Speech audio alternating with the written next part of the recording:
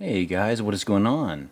And this is another self-indulgent, overly specific recording of a commentary track for a series that most people probably don't even give a shit about, if they even know about it. And that series is Witch Hunter Robin. It's an anime from the early zeros. And it's all on YouTube, so failing to find a totally not torrent of this series, I've resorted to watching the YouTube version, which is serviceable. I mean, it's good enough. I really like this series. It's not perfect, it's got a lot of flaws, but I like the animation style, and for the era that this came out in, it kind of rose to the top of the pool, kind of floated up, according to its own merits. It has above average visuals and above average writing of dialogue lines, and also just an above average storyline in general. And I'm totally not still attached to it because the protagonist looks exactly like my high school crush.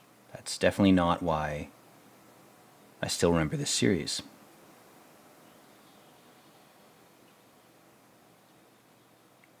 So this series is ostensibly about vampires, but it's more nuanced than that. People who are vampiric or who are vampires, according to this series' definition or lore, are these weird immortal psychic things. It's very vague that they even exist in the first place, and their attributes are not defined. It's kind of specific to each individual. So it's kind of like X-Men, where like they're sort of like mutants, where they're all aberrations under the same definition, but they have different abilities.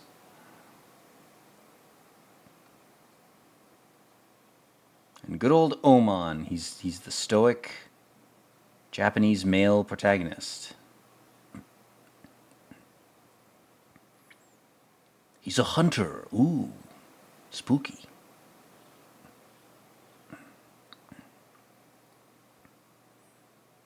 And all the hunters wear this little cross-shaped vial of fluid on their chest that negates the effects or the abilities of the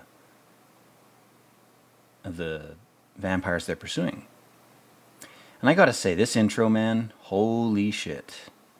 This is perfect. As far as anime intros go, this is 10 out of 10. Love the song, love the visuals. It's great. She's lighting candles with her mind. Guys, this is a witchcore review. If you're not a witchcel, you're not going to appreciate what I'm trying to say.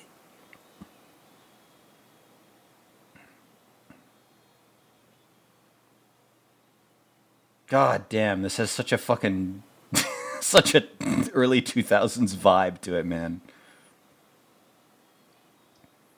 She's writhing against a CRT screen, trying to communicate with Amon. Oof.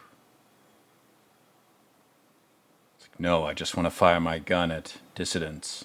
I have no interest in femoids. Or does he?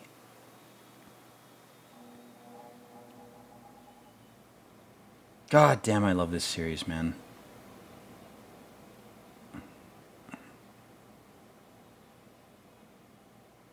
Its main character's design, I don't buy into the fake woman waifu type shit, but goddamn if this doesn't tempt me to do that, man.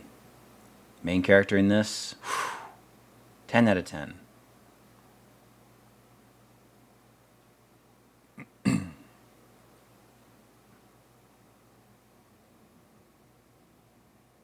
So this girl, who is 16 canonically, so thankfully age of consent in most countries, so I don't have to distance myself from too much creepy shit, is arriving at this institution.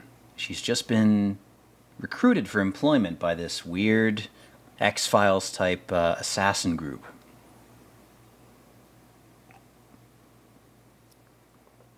There's something about this animation style, man. The backgrounds are detailed, and the characters have like these really clean lines to their faces. Like, it's just...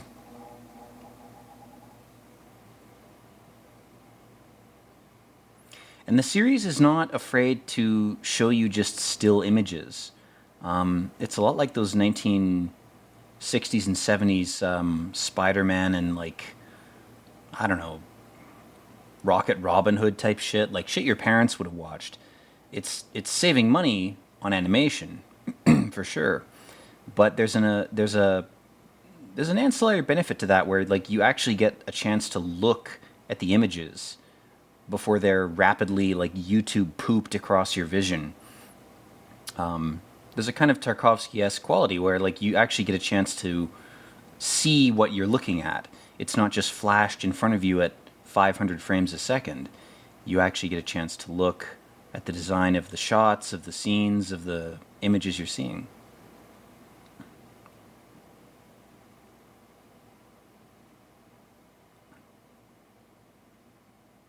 You have this sort of futurist aesthetic to everything. You know, this is 2002 or something like that. Everything looks like it's from sort of 2040.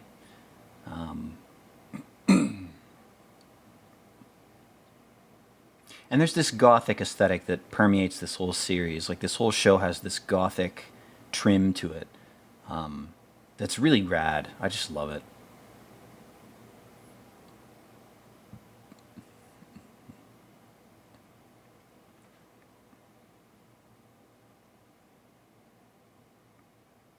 So this guy is related to a witch these guys already caught.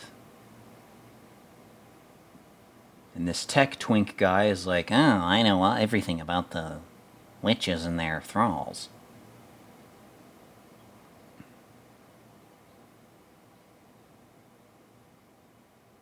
The dubbing on this, man, it's so obvious, man. It's such a, like, Sunrise, early 2000s, like, we just froze their lips and reactivated them to to coincide with the English dialogue. Like, it's great.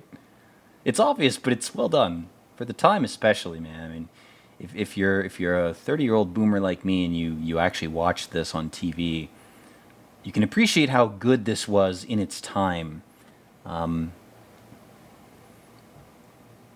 You know, the methods were the same, but the content is better. Like, the writing and the storyline in general, and the fact that the series doesn't exposition dump all over you.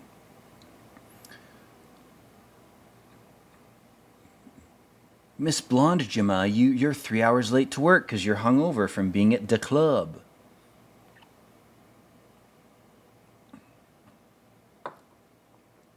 She's basically just accused Amon. It's like, oh, so he's a pederast, huh? He goes for the 16-year-olds. At this point, when this series came out, I think the age of consent in Japan was still 13. So, you know, a 16-year-old, it wouldn't be that big of a deal. If you can drink beer in Europe and drive when you're 16, you know what? 16-year-olds, you should probably be able to fuck whoever you want. I'll say it. Younger than that, though? Ew. Younger than 16? I don't know, man. I can't go that far.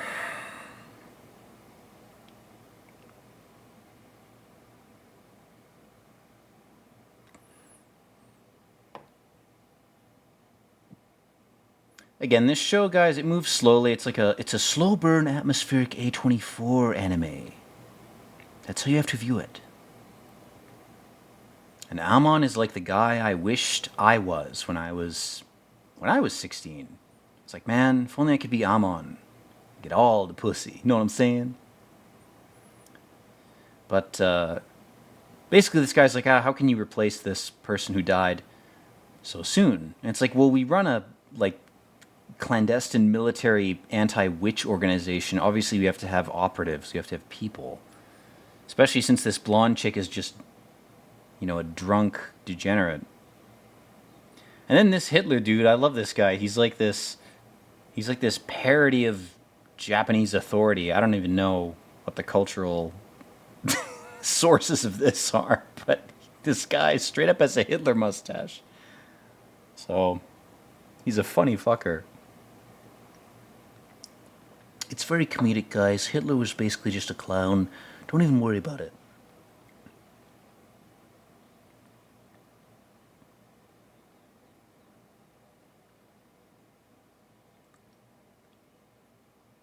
Then we have some bad CGI. There's some very bad CGI in this, unfortunately, but the animation is what saves it. And the writing. The voice acting performance is average for the time. It's fine. It is what it is.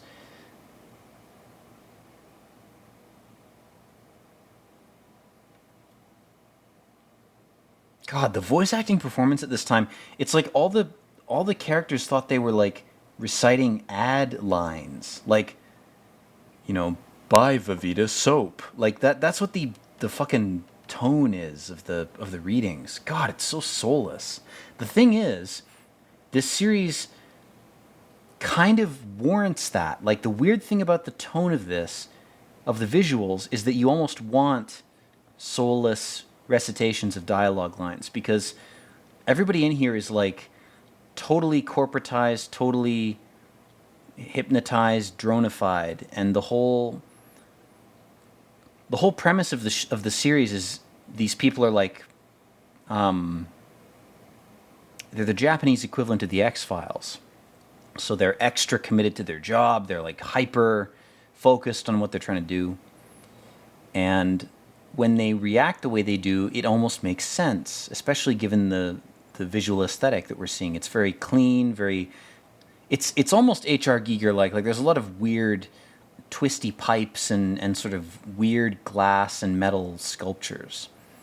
And then these characters are all in this sort of neo-Victorian pseudo-bondage-like gear, which is, again, you know, very Japanese. They've taken European aesthetics and repurposed them with a Japanese take, with a Japanese flavor. And that's part of what I love about this series, is it's very unapologetic about that. Like, the whole show is very like Japan during the Western contact era, when the American and British authorities basically forced their way into Japan to conduct trade. And so you have these Western and European aesthetics that kind of blasted their way into Japan, into Japanese culture, kind of nuked their way in. And then Japan responded in kind with, well, if you're going to force this aesthetic upon us, we're going to respond by sort of mutatively incorporating that and then vomiting back to you our version of what you showed us. It's a sort of aesthetic back and forth. Anyway. Here we have Robin at this very obviously gay guy's cafe, and she's having a nice espresso. A very cultured European thing. And she goes, well, I was born in Japan, but I don't remember. And our benevolent gay bartender guy's like, well, enjoy your espresso. This is the H.R. Giger Cafe. The fucking weird glass windows with the techno lines and shit. The aesthetic of this show is so whack. Like, it's hard to find anything that measures up to it. Ergo Proxy is another series that came out around the same time as this, has the same aesthetic, but I feel like I don't even know if there's a name for this style of animation. It's almost like a forgotten era in anime.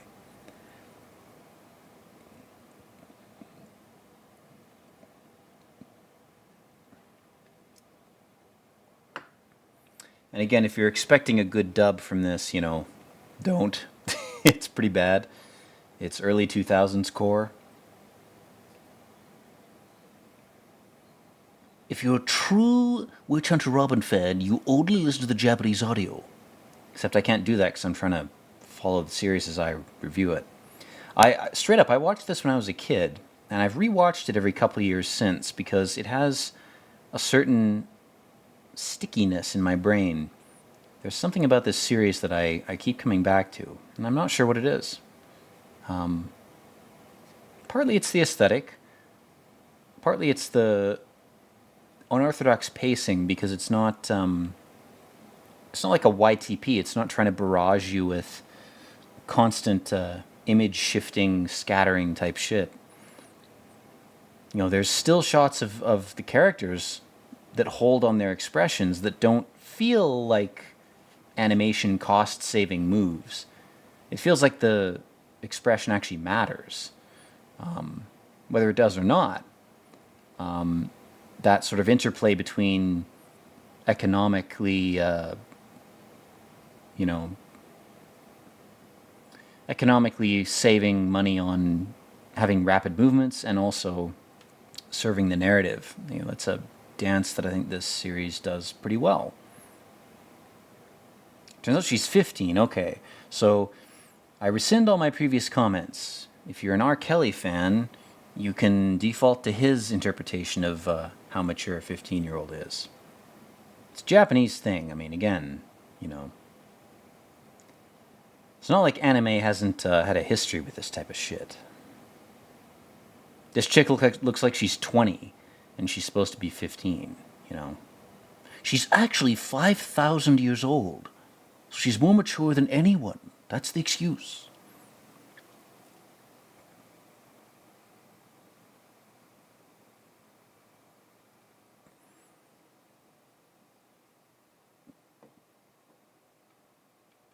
We totally haven't frozen these shots to do the English dub. It's really obvious, man. I'm not going to make that joke again, you know.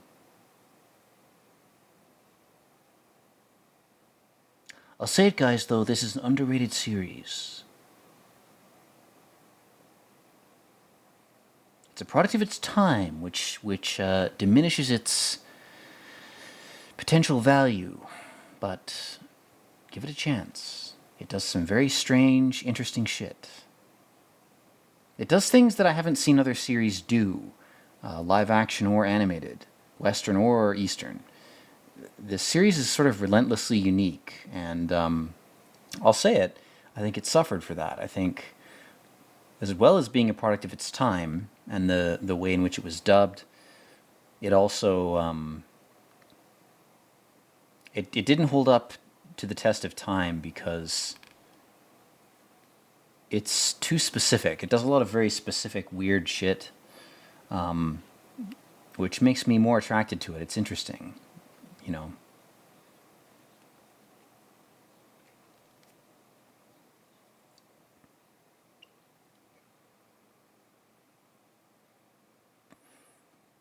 So they're hunting this witch. They're walking over summon signs that are reassembling themselves. That's not a good sign, guys, literally or figuratively. You should probably pay attention to the ground under your feet if you're hunting witches. Might be walking through a salt circle or some kind of creepy shit. Ooh. It was a tripping circle. It was meant to trip up one person. Very epic. Why not a melt your flesh circle? So, ooh! Ah, it turns out the sand or salt on his feet is gonna fuck him over. Ooh. Again, there's like a Men in Black, X-Files type vibe to this. It's part of the reason I still enjoy watching it. And their guns don't have normal bullets. They have like, it's not holy water, but it's like that. It's like some kind of weird anti-witch liquid. But this chick, she doesn't need a gun. She's got something else. God, the music in this too, man. It's great. Haunting shit. It's good. She knows the circles. Unlike the other idiots, she understands the symbols. She smells the salt. She's like, why would they leave this incomplete? And the director's guy's like, okay, you know what? Let's just let her vibe.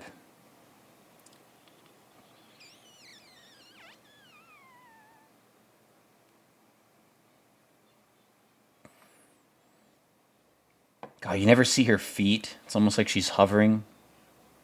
She just psychically fucking denies this guy. Sets fire to things around him with a thought.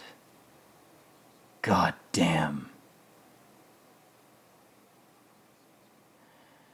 Keep your trad wives, man. I want this chick as my wife. 100%.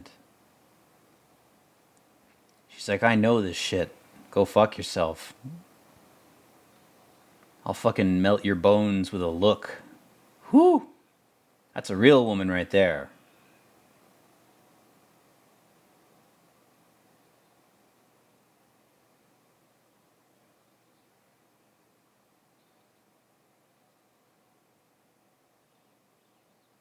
Oh, you've been witch bulleted. Too bad.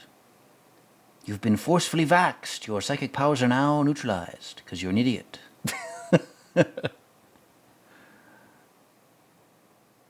Your star and wing leather coat did nothing to save you.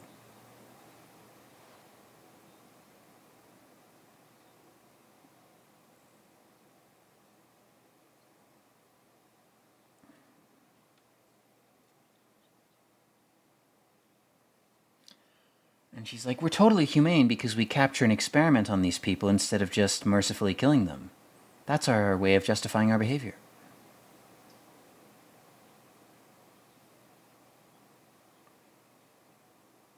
And in true Japanese fashion, he's like, my first interaction with you is going to be a critical one. He's like, you burned some very epic toilet paper boxes that we have to pay a total of $5 to replace. You could have done that more efficiently.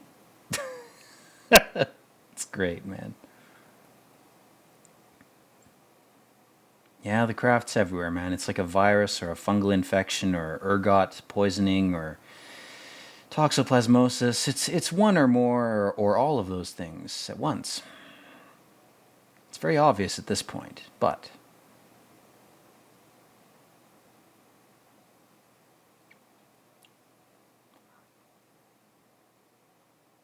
I'd like to welcome you to the Witch X-Files.